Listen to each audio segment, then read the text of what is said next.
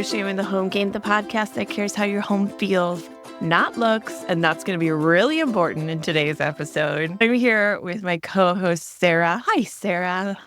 Hi, Lacey. I am so excited about the not looks part because I was just commenting Lacey is all zhuzhed up this morning. And I, of course, was like, I'll go to the grocery store first thing in the morning, which meant I didn't get myself ready. And then I was like, oh, should I get ready for this recording? And I was like, you know what? It's perfect that I don't, because that will highlight, Easter egg, a lot of my feelings about what we're going to talk about. I appreciate that you think I got myself so ready. I just think the bar is so low for me typically that I put so little effort into it that it looks like I tried. So thank you. You're welcome. So today we're doing a little bit of a special one-off type episode talking about the Martha Stewart documentary that hit Netflix a few weeks ago. This came up because Sara was like, did you watch it?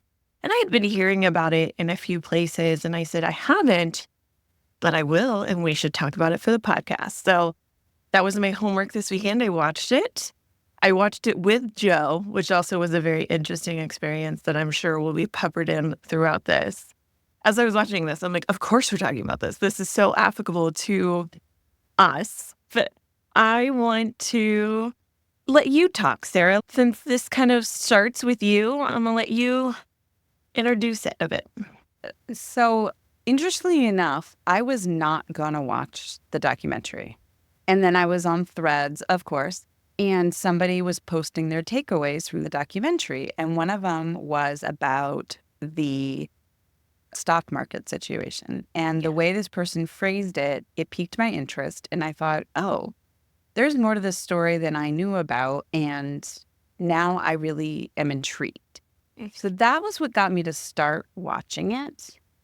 And the reason I was hesitant to watch it, the work I do is a pushback response to all of Martha Stewart. So growing up when I was little, it was very prevalent. My grandmother was very much into Martha Stewart. Like, we used to jokingly say Martha Stewart's catchphrase. It was like a thing between the two of us. Mm-hmm. But I wasn't running my own home then, so it didn't mean anything to me. And then when I started running my own home, my mom, God bless her, love language is gifts. She sent me the Martha Stewart magazine. And I was managing my own home looking at this magazine, and the distance between the two was so vast that it gave me anxiety. And I was like, I don't need this. I can't get to whatever this is. I'm just trying to get through day to day. And I think that's why when we talk on this podcast, I'm always so adamant to say, my house isn't perfect. I'm not interested in magazine perfect. And that comes from the Martha Stewart empire, which I am not saying that there's anything wrong with it. I'm just saying that wasn't my bag. And that's fine if that's other people's bags. Like, I am not going to rain on anyone else's, yuck, somebody else's yum. That's not what I'm here to do. But it wasn't serving me, and it was actually making me feel shame about my home. And so I stopped torturing myself with the magazine. I would immediately hand it to my neighbor because I was like, I can't even. So everything about No Shame in the Home Game is actually a direct response to me feeling like that was not a standard I could, not even that I couldn't live up to it, want to. Yeah. All right, Lacey, go. Well, one of the things that I wrote down, I have a full page of notes that I took while watching it, and I have so many thoughts. And one thing that I do want to say before we really dive in, Martha Stewart's a badass. Like, 100%. In so many ways, she is a badass. And so one of the things that I took away from this is this idea that she believes and has sold this idea of a single story, that there is a right and wrong way to do things, that this is what we should all strive towards. And I just don't believe that is true. It's not wrong. It's just that single story is what I think ultimately caused her downfall in some ways too. You're going to hear me say that a lot throughout this, is that it's this single story. And then the other thing that I wrote down at a certain point where I literally wrote, oh, she is about the looks, not the feels. And we are about the feels, not the looks. Like they talk a lot about her home being a place that was kind of chilly and that she didn't know how to be emotionally available for her daughter. I think about that and I'm like, that's not what I want. So why would I ascribe to this particular story? That really hit home for me of, oh, okay. So my kind of relationship to Martha is a little bit more in a proxy way. You all have heard me talk about my older sister, Amy. And Amy is my Martha Stewart. Like we literally have called her that in life. And so she is the person that I compare myself to. Well, if Amy can do this, why can't I do it? And to me, that is that connection. And my sister Amy is lovely and wonderful and has emotions and all that stuff. Not as many as me, and that's fine. But I have like a person in my life who has become my version of Martha Stewart. And that makes it feel a lot more personal to me in a lot of ways. And so instead of comparing it necessarily to Martha, I'm comparing it to Amy. But the standard in our society was set by Martha and has still been set by her. What I really thought was interesting is this idea that before Martha, a lot of advertisements towards women was about making their lives easier. And she changed that. We still feel that 100% down the way. And it also made me realize my grandma, who was a homemaker in every sense of the way, she was that older school version where she's like, oh, it's so easy to do this. And so it was an aha moment for me of, oh, so it hasn't always been this way. And I do have an example of the before Martha. There's a lot to the Martha of it all, which is what I've named this episode. There is so much. And you already touched on this, and I want to be so clear with the audience. This is not about cutting Martha down or saying she's wrong or bad or any of that stuff. I really felt for her when she said in the beginning, when she got married and had the baby, and she's, that's just what you did. I have so much compassion that she was ahead of her years in her desires and wants and capabilities, and society wasn't there, right? And I think if she had been born in a different time, she would have maybe built a different type of empire. Yeah. And she was working within the confines of what society was saying a woman was allowed to do. So yes, all respect to everything she built. And we also get to contrast, like you said, she's about the looks, not the feels, and we're the opposite. And I think that's I think it's good. I don't think we should all agree with the same thing. I think we can take bits and pieces. So yeah, I just want to make that so clear. I like that you brought up the before Martha and then the after Martha. I never really thought about that because I've always known of her. But you're right. Products used to be about making life easier. And it's so funny. I just read a line in my book last night about this gentleman. He was an advertising exec. And he said something to the effect of the smiles he would portray in the advertisements for household items, he knew was actually robbing the joy from actual customers. Because there was a standard that was being set by these smiling advertising people that he knew would never be met. And then what you were talking about, Martha, I'm like, yeah, there was this like, oh, if you get to this level, there'll be that love and that joy and that happiness, which again, watching the documentary, there was not love, joy, and happiness. Holy lack of love, joy, and happiness.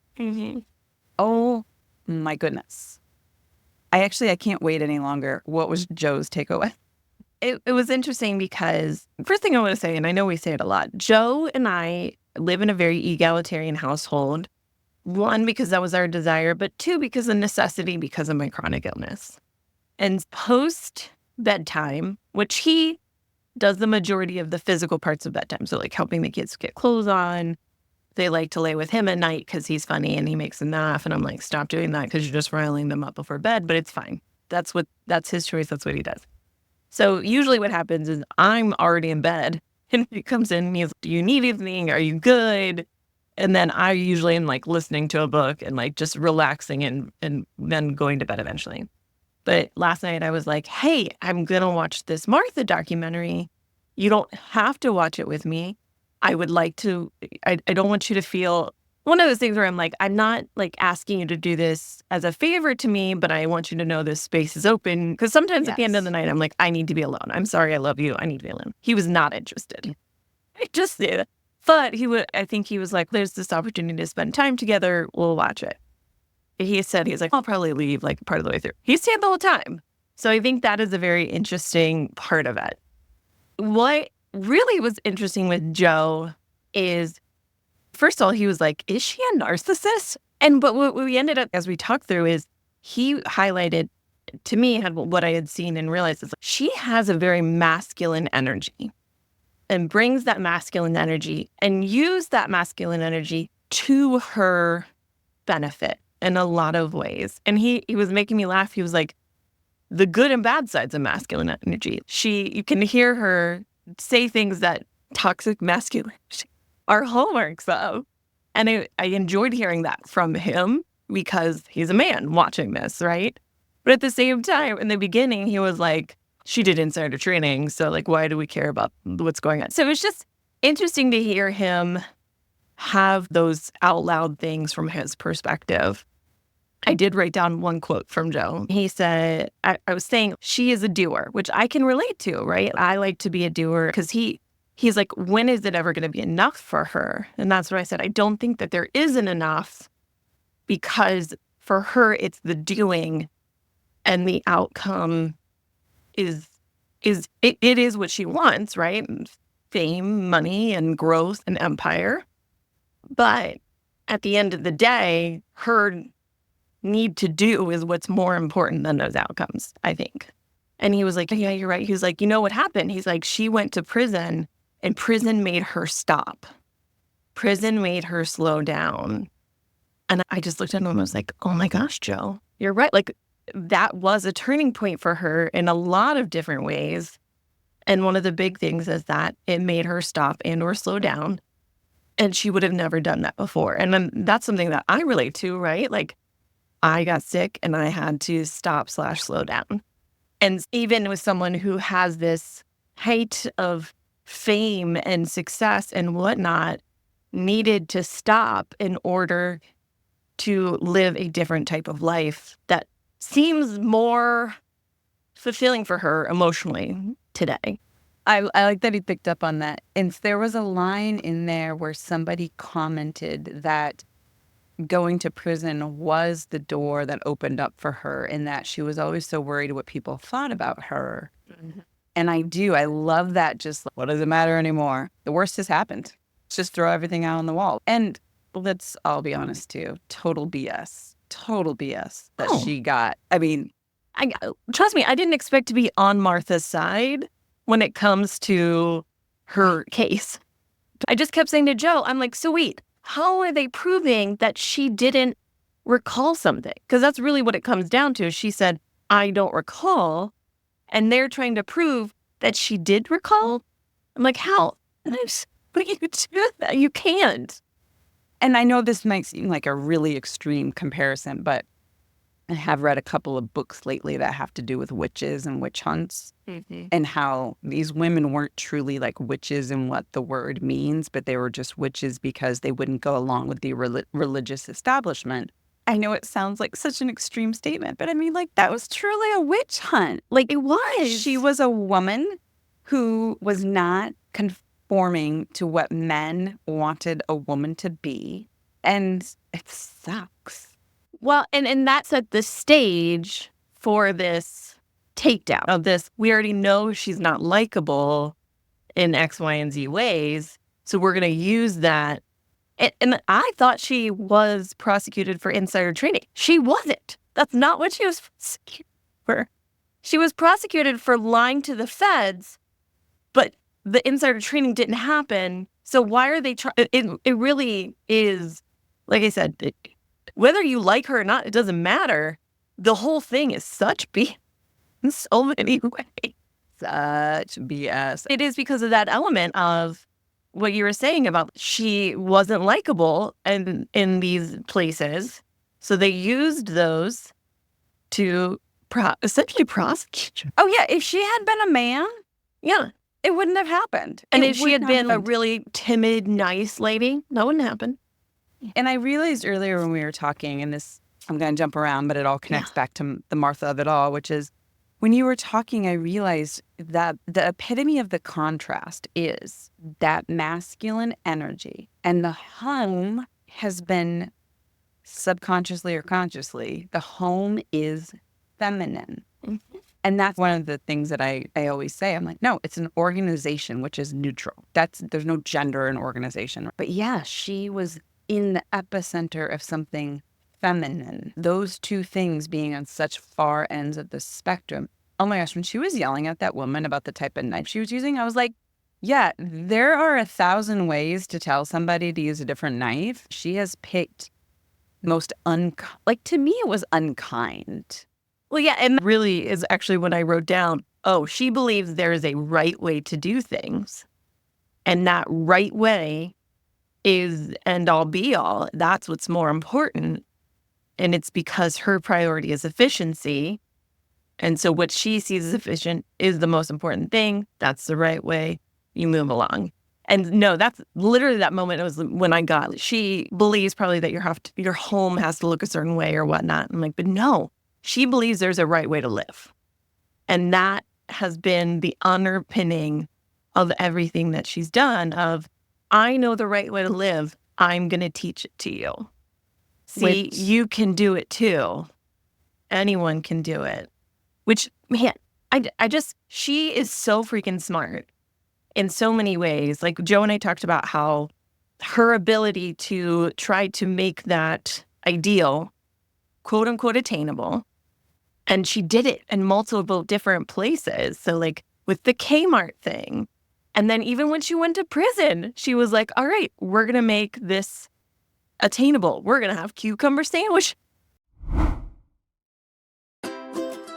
I am excited to tell you about one of my very favorite places. It is called Cubtale and Hive. This store owned by Jillian, who is one of the most wonderful people I know. She has clean beauty products. She makes her own products, so she knows the recipe, she knows exactly what's in them, and they are magical. Everything from serums to lotions to body creams to foot care, everything that you can have to pamper yourself, or as we're going into the holiday season, to pamper somebody else. If you need a gift for someone or for yourself, go to petaleandhive.com. Look at everything she has to offer and let me know what you end up trying, because I love all of her stuff and I would love to hear what you love.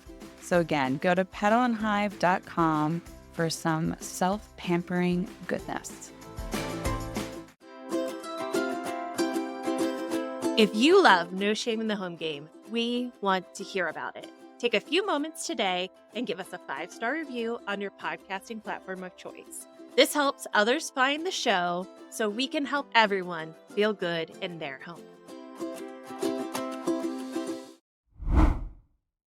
One of my big kind of takeaways, really that I don't have an answer to, but there's something there that I can't figure out. And multiple times she talks about authenticity. She said she was authentic. And that discrepancy of authenticity is ultimately what became part of her downfall, but also has been part of her reemergence. And I'm like, she is authentic in some ways because she truly believes this is the right way to live. She truly believes that. So that is authentic. And so it's just, there's this element of authenticity with her that I keep wrestling with, because I've talked a lot about how authenticity is very important to me. I don't think in those times, I wouldn't have called her authentic, but did she ever say, I have the perfect marriage, I'm the best mom, I'm all these things? I don't think she ever did. And so, is some of that inauthenticity something we have put on her? Yes. I completely see what you're saying, and I completely agree. She has always been who she is, and she's never tried to be something she's not. When I got married, there was a person that I was then in my life who very much like Martha. very masculine energy, very much said exactly what was on her mind. And when I got married and I was younger, some of the things this person said, I was butthurt. I was so hurt. But then as the years got on and I got older, she didn't change, but my view of her, of the way she interacted with the world, I was able to take a step around it and see it differently. And I was like, oh, she never lies about how she's feeling. She never says anything that isn't true to her. Like, you always know where you stand with her. I'm talking about this relative, but I really think it's very much like Martha. I actually really respect that. She's going to say what she's feeling, although she doesn't care if she hurts your feelings, but there's also no confusion. I grew up witnessing, on a different side of my family, a lot of harboring resentment that was not talked about. Yes. Her yelling about the knife, she's not harboring resentment. Oh, she's going to fire that person later because she wasn't efficient. No, she tells her like right in the moment. It's a tough pill to swallow. You're right. She was authentic. Like, she believes there's one way to do things, and she's not going to like pussyfoot around it, which I don't love that phrase, but I don't know another phrase. I would say dance around it. Yes, dance around it. I also grew up in a family being taught there was one way to do something. And so I also have a really hard time with there's one way to do something, because that's not true. Yeah, absolutely. And again, it's that danger of a single story. Because again, she becomes better when she starts bringing in other people's stories. So she goes to prison. She sees how these women are living in prison. She comes out saying, I want to help them for better. And so she can see the difference. And her relationship with Snoop Dogg, I think, is another aspect of her seeing a different story and being able to embrace that.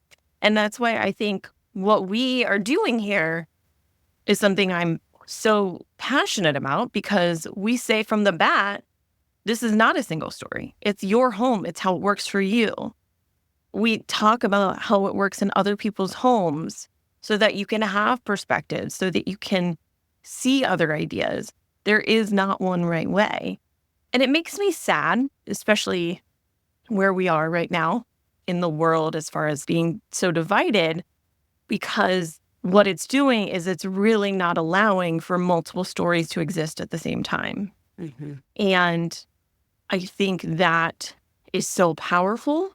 Literally, it changed Martha Stewart for the better in so many ways. There is no single story. There is no right way. And that the answer is to listen to more stories of other people and to make room and make space for those stories, because we all benefit from it. Oh, I agree, but I wouldn't have ever thought to say it that succinctly. And I always think of the proverb of walk a mile in another person's shoes. And it's, you don't have to agree, but you can understand. I don't agree with her saying there's one knife to use, but I understand, given her upbringing, why she said that. And also, she's running an empire. Like, she doesn't have time to be not efficient. And that's her objective. The outcome she's desiring is that image of perfection and efficiency. I did want to note, I was really impressed and surprised by the Kmart situation when she was on David Letterman and he was baiting her into talking bad about Kmart customers. And it could have been one of two things. It could have been her just realizing the monetary opportunity of opening up to a totally different market. By the way, Joe was like, that's what it is. Well, that is one Joe opinion there. But there's a small part of me that believes, given her upbringing, she watched her mom. Wasn't there a part where she talked about her mom not having enough food at the table to eat for herself? I think there was a small part that was like, I'm serving the people who I was when I grew up, like who my mom was. I mean, who knows? But I admired that she didn't say anything snarky about those customers. And she didn't keep it. Because as much as you want to call her almost an elitist, if she was truly an elitist, she wouldn't be marketing to that audience. No, and I think she is an elitist, but not in the way that we typically use it, of that she thinks she is inherently better than someone. She thinks the way that she lives her life is better and that anybody can be lifted to that status. And she's going to give you the tools to lift it as far as the information. It is a very by your bootstraps kind of way of looking at things because realistically, she was a beautiful blonde white lady who was able to use that to make some money in modeling and whatnot, to go to college, meet a rich husband. And that's where a lot of her opportunity came from. I'm not knocking her for that, but you know what I mean? Not everybody is skinny, blonde, pretty, living in New Jersey, can go to New York City. That's not too far away. There's just a lot to that, but yes, that I don't think she always saw were things that helped her along the way. Yes, I agree 100%. There are so many unique elements that not everyone has access to that are just inherent to where you're born. I also think, and I feel so strongly about this, like you were saying, she's a doer.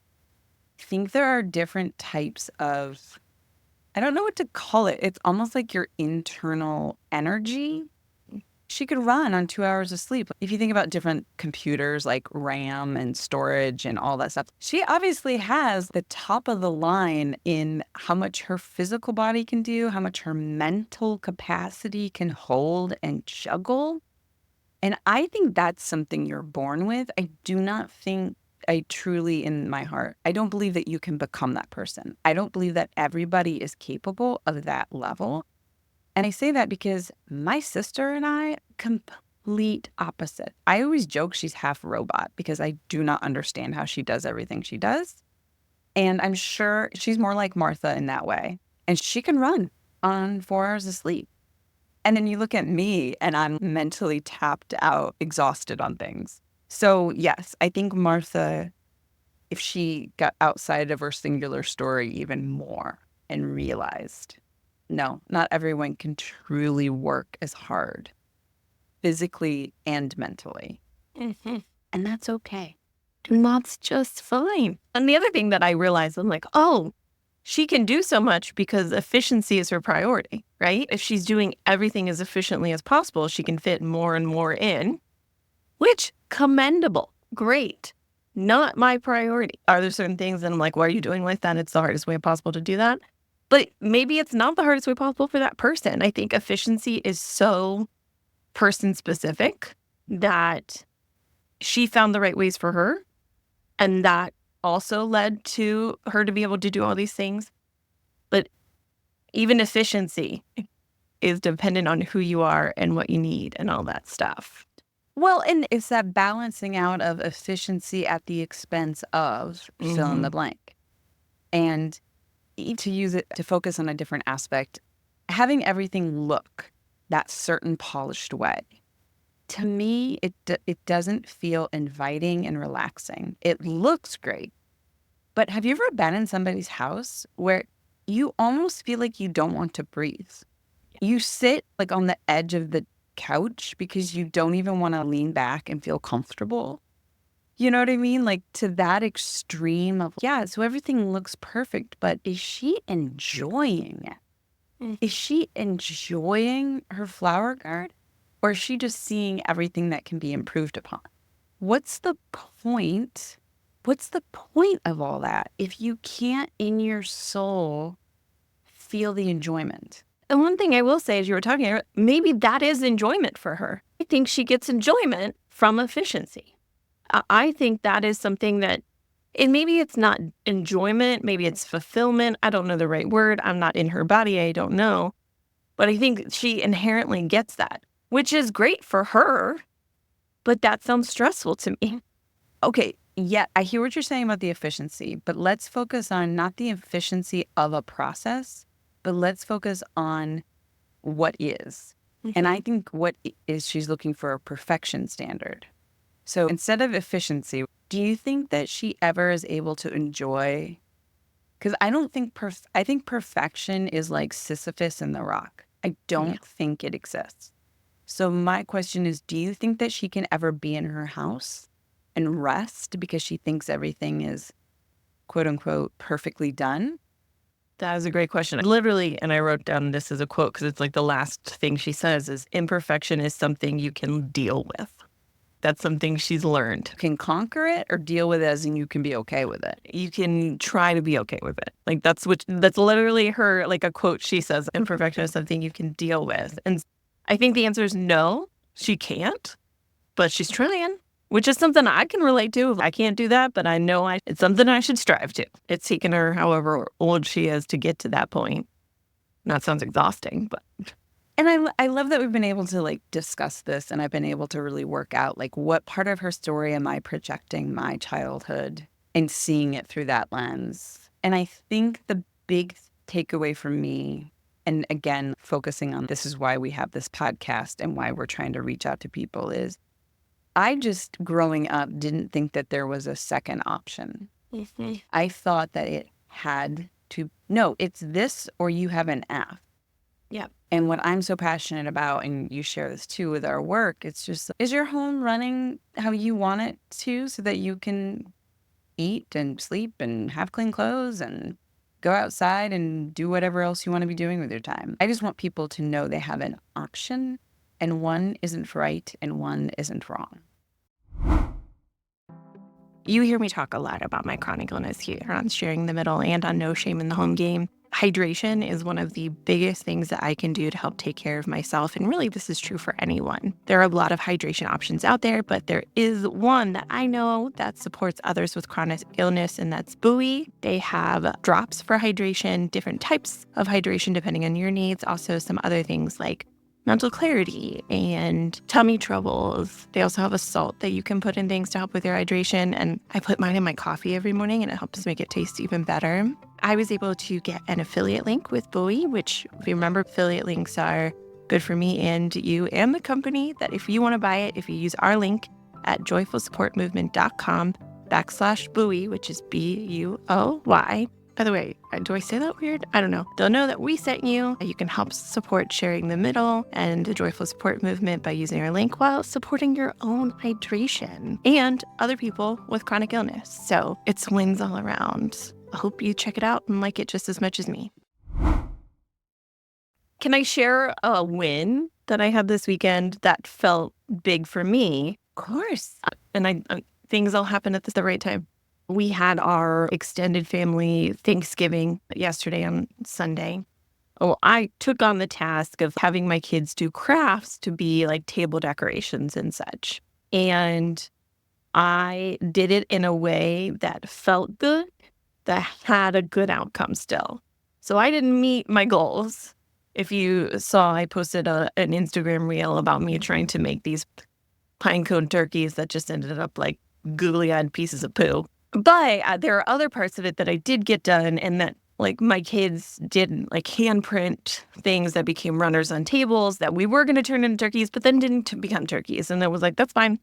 They're just Thanksgiving handprints that you can turn into a turkey if you want. And I got a lot of really lovely feedback from everyone about how nice it looked. And I had this moment where I was like, oh, this is what I want to strive for. I was okay with the process. I did a little bit at a time. Was it my exact vision? No, but it still had an outcome that I'm very happy and proud with. The looks and the feels happened together. And so I just think, especially watching the Martha thing last night, it was such an interesting juxtaposition of I was still reaching for something that was more than I normally do, but I did it in a way that felt good, that felt authentic, and had that pretty outcome that I was hoping for. And that felt really big for me personally.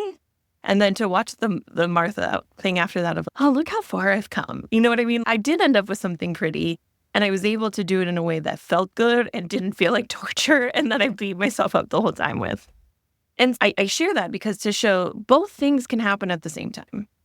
You can still have that beautiful outcome in a way that feels better. There's so many possibilities. And I think that's the more important part than the perfection. Yes, I love that you shared that story because I think that's what we want to bring to people is slowing down and assessing what is your goal, what are your resources? And being okay with, yeah, it wasn't exactly, but you know what? My kids had fun. We enjoyed the moment. And like really kind of right sizing all of that. Yeah, you didn't abandon the plan because you couldn't do it exactly the way you wanted. Finding that happy medium, gosh, I hope more that we always say, like, as long as one person hears this and gets something, I hope more than one person gets something from this and just knows that they can find that balance between outcome and expectations and being okay. Yeah. And that perfection isn't the goal. Well, it's not our goal. It can be the goal Can be. as exampled in Martha's documentary. That is her goal. Very We can't much take so. away her goal. But Yeah. we Her can goal is still valid. we can offer many different possibilities and what feels good to you. I could honestly talk about this so much more. Yeah. But But I feel like we're to a good place where Yes. we've processed it. I mean, I would ultimately love to be able to invite other people in listening, and I want to hear more perspectives. I want to hear more stories. I want to have a whole spin-off series. We just talk with people about how Martha has impacted their life, what they thought about the documentary. I could too. And I feel good about leaving it here because I lost my train of thought and we're not here to be perfect. So there we go. Let's do gratitude. What are you thankful for today? I am thankful for what I was able to accomplish for our party yesterday, which isn't a huge deal, but it feels good for me for so many reasons. And one is because I looked at the resources I had. I didn't buy anything. You know what I mean? So like my kids like to go collect things outside. Let's have them collect sticks and pine cones. We already have construction paper. I can use these Topo Chico sparkling water bottles as centerpieces, all these things. And I'm thankful and grateful for how far I've come. One of my aunts yesterday said to me, I hold on to this very deeply. She was like, I can see in your smile, in your face, that you are doing so much better than you have been in the past. And it makes me very happy. And that means a lot to me. It just is something that I am grateful for, that the people around me can see my progress and can see me making life work in a tangible way outside of different standards of what is good. You know what I mean? That meant a lot to me, and I really think about it and I appreciate it. And I know that's not like a thing I'm grateful for, but it's just like this whole package that I am thinking about today. That made me so happy. Don't you just love aunts who I have amazing aunts. Oh my gosh. I love that. I'm so happy for you. I am thankful for sometimes when you put things out into the universe and then it clicks like really quickly. Yeah.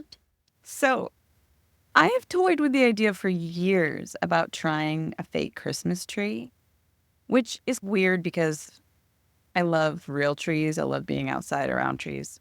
But for multiple reasons, I've always been fake Christmas tree curious. And every year I look at the clearance ones and I'm always like, should we try it? And then I happen to be on Facebook. I'm part of some buy nothing groups. Yeah.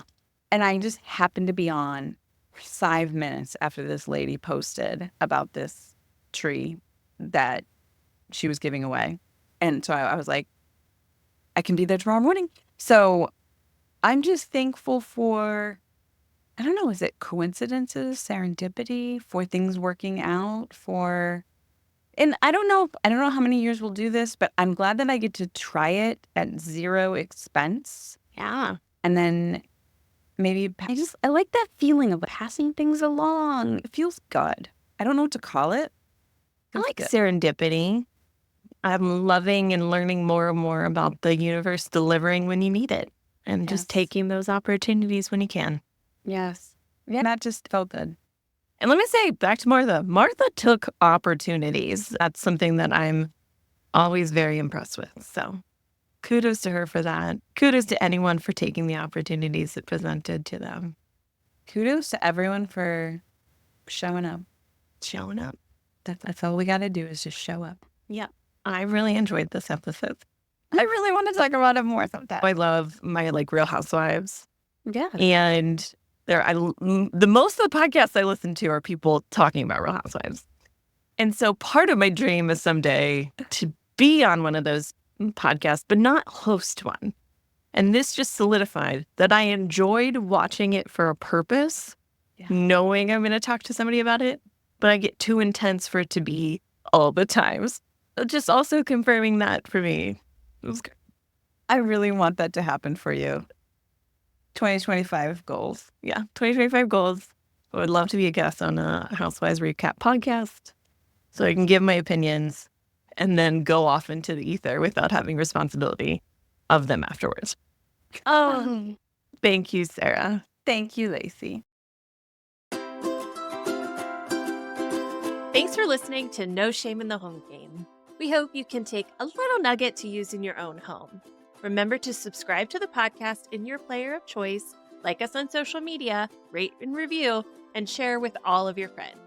You can always visit joyfulsupportmovement.com to learn more about No Shame in the Home Game and the other Joyful Support podcasts. While you're there, you can join the newsletter or sign up for the Joyful Support Village. Now go out there and spread joy.